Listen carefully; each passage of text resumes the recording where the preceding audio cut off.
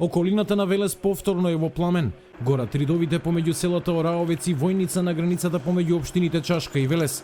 Огнот зафати трева и смрекова шума на површина од 50 на хектари.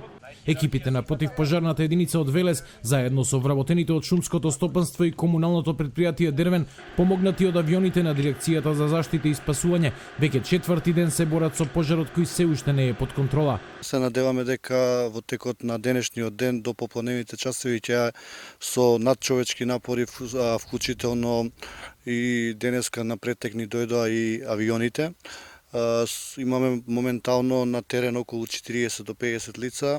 Има опасност доколку не го ставиме под контрола да пожарот се прошири кон Клепа и премине на страната на општина Градско, што е веќе голема катастрофа. Освен еден пчеларник, засега спасени се куќите во Ораовец и викендичките кои гравитираат во овој реон.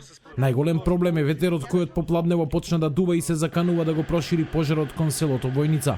Од национални шуми велат дека ова е една од најкритичните години со пожари во кои штетите се огромни. Ако земеме во предвид Велишкиот дел кај езерото Младост, некаде по наша груба проценка, за тоа што официјално немаме до крај релевантни податоци, во моментот е над €1.000.000.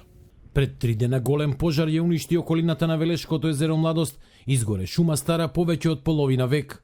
Вчера премиерот Зоран Заев најави дека ќе се обезбедат дополнителни пари да се обнови шумскиот фонд.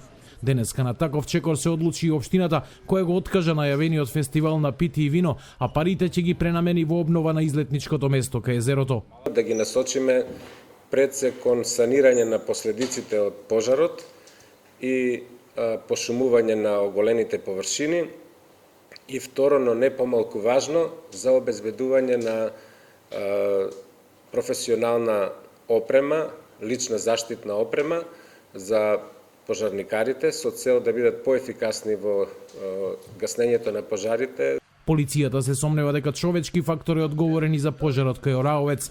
За оној кај езерото Младост осомничени се 4 работници и сопственик на градежна фирма, од кои 2 веќе се во притвор.